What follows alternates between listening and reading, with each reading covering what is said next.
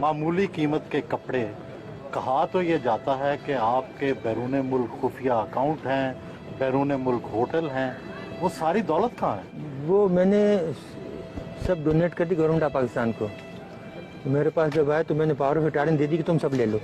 क्या ये ऐसे इल्जामात थे? झूठे पक्के अव्वल दर्जे के। मैंने आपको बताया ना कि जितने मुनाफिक और झूठे इस कौम में मिलेंगे आपको, खासतौर से हुक्मरानों में नहीं, और कहीं नहीं मिलेंगे।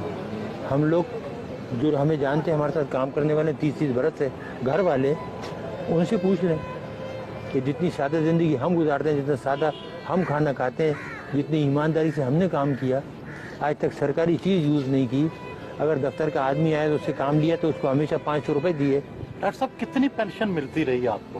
पहले तो मिलती थी 4,467 रुपये, अभी 19,000 हो गई। फिर बाद में गवर्नमेंट की स्पेशल पेंशन दी है। जब उन्हें ये पता लगा कि इनके पास कोई पैसा वैसा नहीं है, इन्होंने कोई चोरी नहीं की और ये सब बकवास थी, प्रोपेगेंडा था, ना मकान है, ना अकाउंट है, ना कुछ है, तो फिर आए कि जी हमें पता है आपको बहुत तकलीफ़ है फाइनेंशियली, बहन भाइयों से ले लेके गुजारा कर रहे हैं, तो फिर एक स्पेशल पेंशन दी। फिर आपकी टीवी की एक औरत होती जो पहले सब्जियाँ बेचती थी, वो एक दिन एक प्रोग्राम में कह रही थी, बहुत दिन हुए, तो जी इनके 23 प्लाट हैं इस्लामाबाद में, 23 बंगले। एक और साहब हैं जो अपने आप को बहुत बड़ा मशहूर कंपेयर कहते हैं, वो कहने लगे कि जी ये तो ठीक है, इनको बंद कर दिया, लेकिन इनके जो मिलियंस बाहर रखे हैं वो भी तो मंगाओ। तो कितने प्लाट आपके हैं इस्लामाबाद में? पूरा इस्लामाबाद, पूरा पाकिस्तान मेरा नहीं, वैसे जहाँ जैसे आपकी जाती मलकियत कितने हैं? मेरी जाती मलकियत जो घर आपने देखा था वो है, और एक बनी गला में जो हमने बनाया था, और उसके कागजात मौजूद हैं, पैसे जिस तरीके से हमने लगाए। ये इल्जामात क्यों लगाए?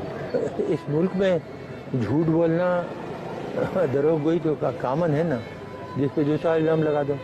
जो चोर हैं, डाकू, उन पर इल्ज़ाम नहीं लगते।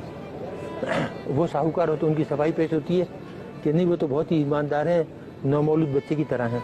एटमी मुल्क पाकिस्तान में हर तरफ लोड शेडिंग के अंधेरे हैं, क्या न्यूक्लियर तवानाई से ये मसला हल हो सकता है? ये हो सकता है तो बहुत, लेकिन अगर आप करना चाहें, कोई काम भी आप करना चाहें तो उसको आप नेशनल लेवल पे लें, नेशनल पॉलिसी बनाएं, गाइड करने वाले सही हों, लेकिन जहाँ चीज़ें जाहिलों के हाथ में हों वो कुछ कर सकते हैं। क्या तरीका है? कोई शॉर्टकट है? शॉर्टकट देखिए, तरीके बहुत से हैं, लेकिन अब हमने कसम खाई है कि इस मुल्क को कुछ नहीं बताएंगे। जो हमने बताया उसका जो सिला मिला ना, अब उसके बाद कोई सलूशन, कोई हल नहीं बताएंगे किसी को। आप नाराज हैं लोगों से? लोगों से तो नाराज नहीं है, लेकिन एहसान फरामोश से तो नमक हराम से नाराज है। आवाम से नाराज नहीं है, आवाम तो बेचारे बहुत मोहब्बत देते हैं।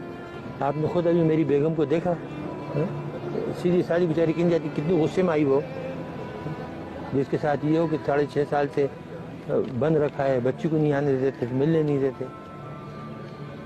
बोल देते कि लुटेरे डाकू तो पूरी दुनिया में घूमते फिरते हैं और हम इस मुल्क के लिए ख़तरा बन गए, जबकि हमारा कोई ताल्लुक ही नहीं। 9 साल से हमारा कोई ताल्लुक ही नहीं ऑर्गेनाइजेशन से। गैर मुल्की अखबारात में आता है कि टम्बकटू में आपका कोई होटल भी है। ये बिल्कुल होटल है, हमारा तो नहीं है। हमने तो गरीब को बना के दिया था बेचारे का, वो बेहद गरीब था, मुसलमान था, बेहद गरीब लोग हैं। हम सब ने मिल के 8-10 आदमी ने चंदा करके, तो तकरीबन $50,000 थे, उसको वहाँ उसने जगह ली थी और उसको उसने बनाया। अगर हमारा तो हमारे पास वहाँ से पैसे आते कि नहीं आते, और हमें वहाँ बनाने की ज़रूरत पड़ी थी। अगर हमें बनाना होता तो यहाँ इस्लामाबाद में 1-2 घर खरीद के उससे आमदनी नहीं कमाते। डॉक्टर साहब, जिंदगी में किसी बात का पछतावा भी है? इस कौम के लिए काम करने का। आज वो ये होता है, कभी कभी आदमी सोचता है ना कि कोई और काम करता, तालीम की तरफ ध्यान देता बजाय ये काम करने के ना, एजुकेशन की तरफ प्रोफेसर बन जाता। मेरे पास बहुत पेशकशें थी, लेकिन एकदम ये जब हिंदुस्तान ने धमाके किया तो 74 का, तो फिर मैंने देखा कि पाकिस्तान का जो वजूद है ख़तरे में पड़ गया है, तो इसलिए वो काम छोड़ के तो इधर आ गया।